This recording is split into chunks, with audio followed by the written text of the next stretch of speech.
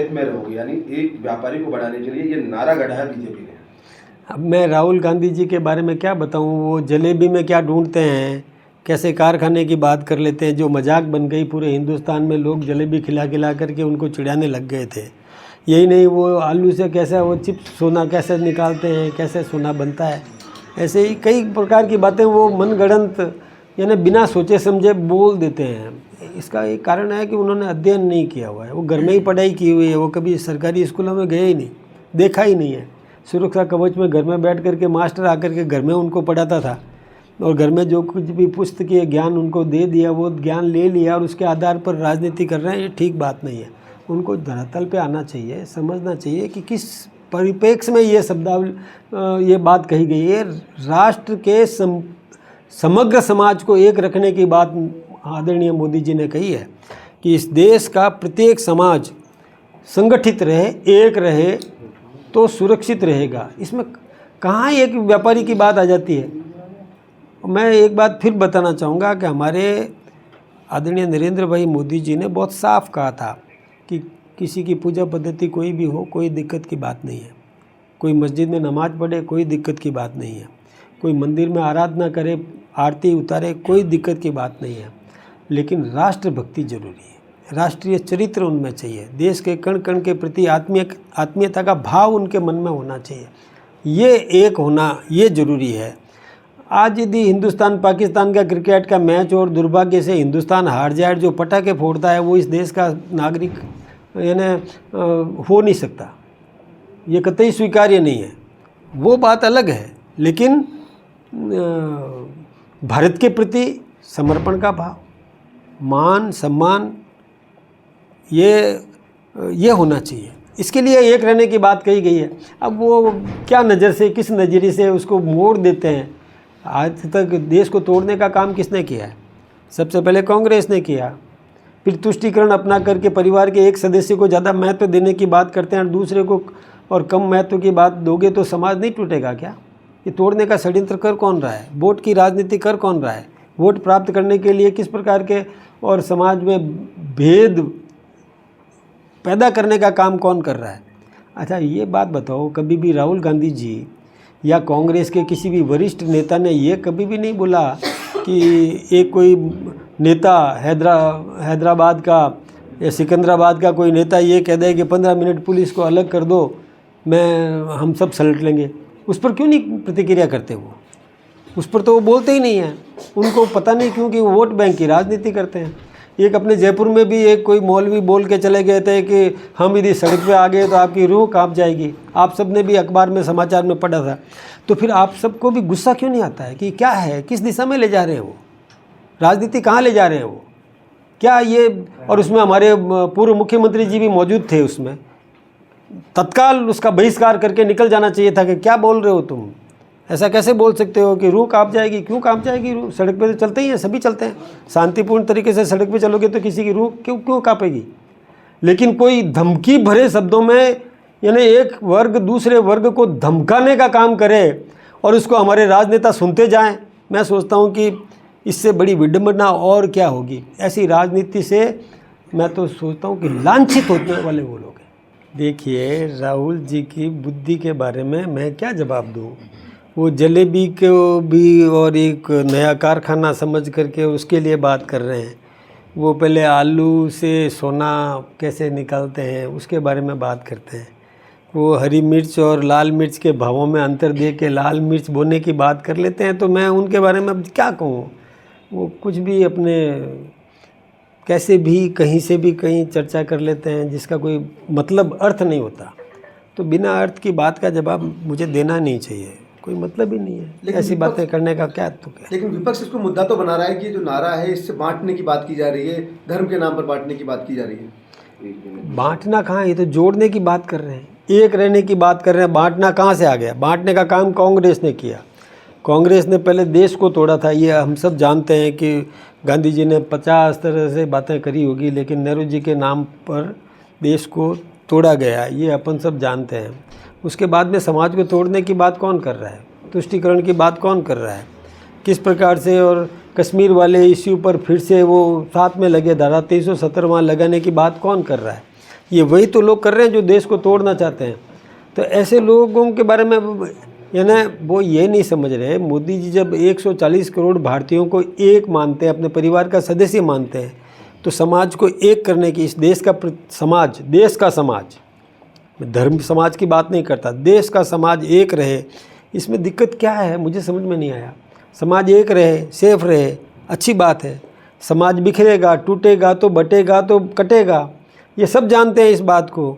अब वो तोड़ने का काम कौन कर रहा है? कांग्रेस कर रही है। हमेशा कांग्रेस ने समाज को तोड़ने का षड्यंत्र किया।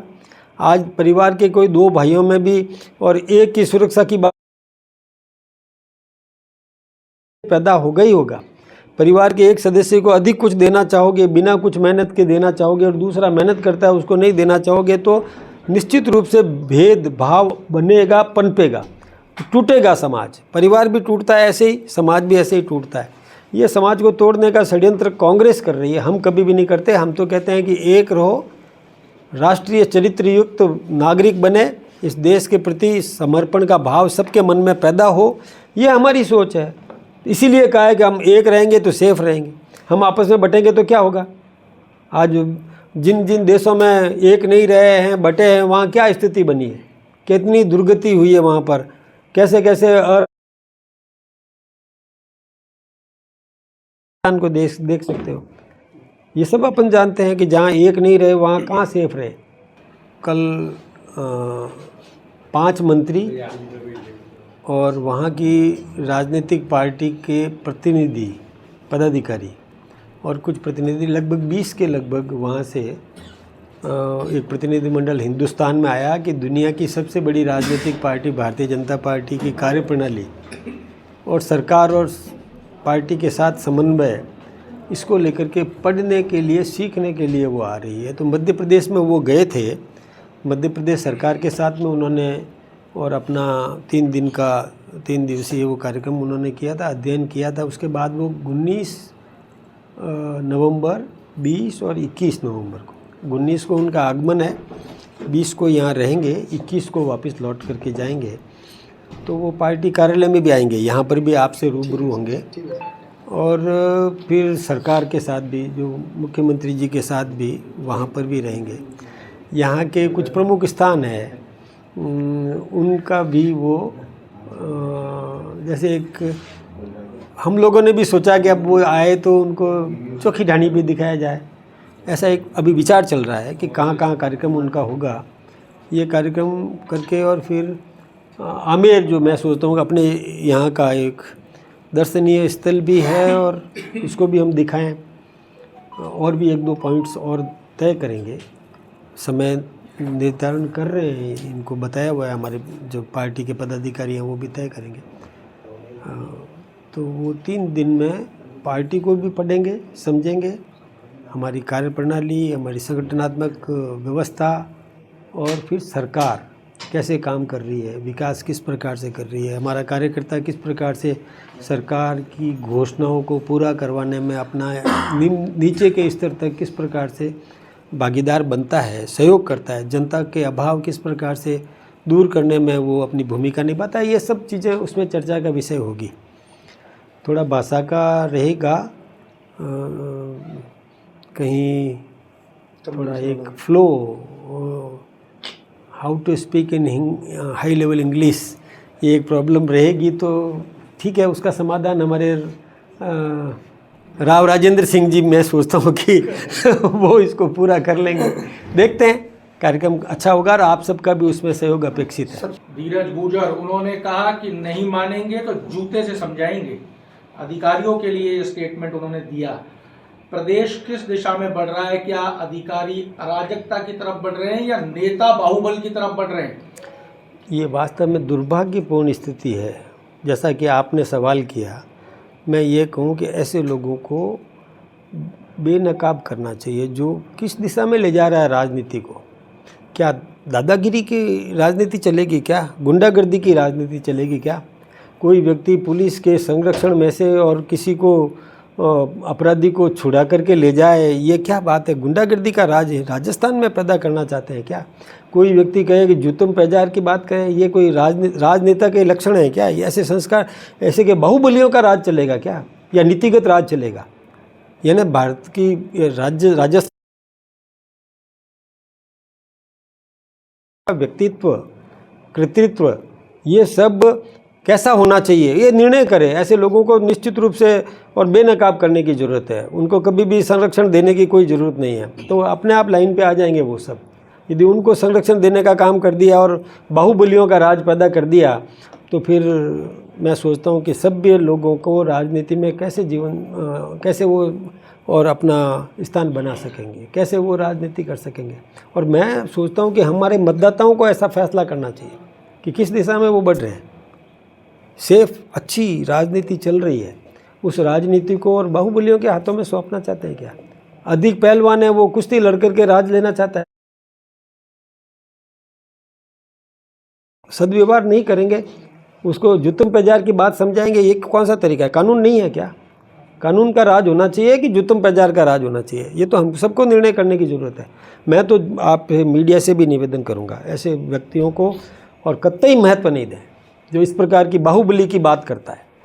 राजनीति या राज्य बाहुबलियों से नहीं चलेगा, कानून से चलेगा। हिंदू और मुसलमान का जिक्र नहीं है, फिर नहीं है। पार्टियों ने क्यों इसको धर्म की तलावी पर तोड़ना शुरू किया? ये आपने एकदम सही सवाल किया। देखिए कि जिसकी मन का चोर जिसके मन में होता है ना, वो वैसा सोचता है। हमारे मन में बिल्कुल साफ है कि समाज को एक करना, देश का प्रत्येक नागरिक एक रहे। और हमने साफ कहा है, हमारे नरेंद्र भाई मोदी जी जो देश के प्रधानमंत्री है, उन्होंने साफ कहा। हमारे राष्ट्रीय स्वयंसेवक संघ के सरसंघ चालक मोहन भागवत जी ने साफ कहा कि किसी की पूजा पद्धति कोई भी हो, हमें कोई दिक्कत नहीं है। कोई मस्जिद में नमाज पढ़े, हमें कोई दिक्कत नहीं है। कोई मंदिर में आराधना करे, हमें कोई दिक्कत नहीं है। लेकिन राष्ट्रीय चरित्र चाहिए, देशभक्ति चाहिए, इस देश के प्रति समर्पण का भाव चाहिए, इस देश के कण कण के प्रति आत्मीयता का भाव चाहिए।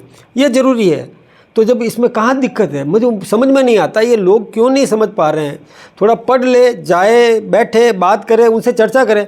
मैं कहता हूँ कि राहुल गांधी जी को क्यों नहीं और हमारे वरिष्ठ नेताओं से इस विषय पर बैठ करके बात करना चाहिए, समझने की कोशिश करें। समझ में आ जाएगा, वो सही लाइन पे आ जाएंगे। लेकिन समझने की कोशिश तो करें, समझे तो सही। समझने की कोशिश ही नहीं करे और सीधा आरोप लगा दिया किसी भी प्रकार से, और कहाँ मोड़ करके ले गए उद्योगपतियों की तरफ।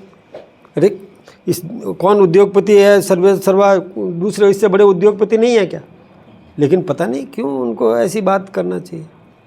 मैं सोचता हूँ कि उनको अभी राजनीति की और देश की एकता की कल्पना उसको समझना पड़ेगा, समझ नहीं रहे वो। आपके तौर पर कि अब जो सदस्यता अभियान हो लगभग समाप्ति के बाद अब संगठन में मंडल से लेकर अध्यक्ष, राष्ट्रीय अध्यक्ष के चुनाव होने, किस तरह से रहेगा राजस्थान में? क्या हमारी प्रक्रिया है और हमारा सही तरीके से हमारा, देखिए, आंतरिक लोकतंत्र है पार्टी के अंदर। एकमात्र ऐसी राजनीतिक पार्टी है हमारी जो आंतरिक लोकतंत्र से चलती है। हमारा सदस्यता अभियान चला, सदस्यता अभियान में से अब इकाई के चुनाव होंगे, बूथ के चुनाव होने वाले हैं, और जो सामान्य सदस्य है वो वहाँ पर और 1+10 के चुनाव करेंगे। वहाँ पर एक अध्यक्ष होगा, सचिव होगा, और उसके महामंत्री नहीं होता, वहाँ पर सचिव होगा और बाकी सदस्य होंगे। ऐसे चुनाव होंगे। फिर ये लोग मंडल अध्यक्ष को वोट देंगे। मंडल अध्यक्ष के बाद में मंडल अध्यक्ष आगे वोट नहीं करता है, वहाँ आगे होता है हमारा जिले का प्रतिनिधि तय होता है। वो जिले का प्रतिनिधि वो जिला अध्यक्ष को वोट देता है। फिर उस जिले में जितने विधायक हैं उतने प्रदेश प्रतिनिधि चुने जाते हैं। वो प्रदेश चुन करके आएगा। फिर जितने लोकसभा के सदस्य हैं इस प्रदेश में उतने राष्ट्रीय प्रतिनिधि चुने जाएंगे। वो राष्ट्रीय अध्यक्ष का वोट करते हैं। ये हमारे यहाँ तो ये बिल्कुल आंतरिक लोकतंत्र है, और उसी तरीके से सारे अध्यक्ष का चुनाव होता है। फिर उसके बाद कार्यकारिणी बनती है, उसके बाद सब संगठन का काम चलता है। यही प्रक्रिया हमारी। नहीं, ये कतई स्वीकार्य नहीं है। बाहुबली राज नहीं चाहिए। बाहुबली ऐसी राजनीति करेंगे क्या? या कोई नीतिगत निर्णय होंगे? आखिर कहीं अधिकारी ने, किसी ने भी त्रुटि भी की है तो उच्च अधिकारी बैठे हैं जिनके सामने शिकायत की जा सकती है और उचित माध्यम से सक्षम तरीके से बात रखी जा सकती है। इसमें जूतम पैजार या शक्ति बल प्रयोग, मैं सोचता हूँ कि किसी भी राजनेता के लिए ये निंदनीय है, अच्छा नहीं है, कतई नहीं करना चाहिए। यदि इस प्रकार से होता रहा, बाहुबलियों को और संरक्षण मिलता गया, तो राजनीति किस दिशा में बढ़ जाएगी।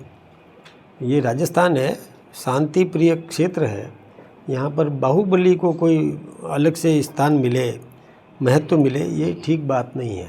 बाहुबली का मतलब ये राजनेता किसी अधिकारी पर बल प्रयोग करे, जुतुम पजार की बात कर दे, शब्द चयन सही नहीं करे, हल्के स्तर के शब्द प्रयोग कर दे, इसको कतई महत्व नहीं दिया जाना चाहिए। वो संस्था अपना कार्यक्रम कर रही है, तो इसमें मुझे मतलब कोई बुराई नहीं लगती।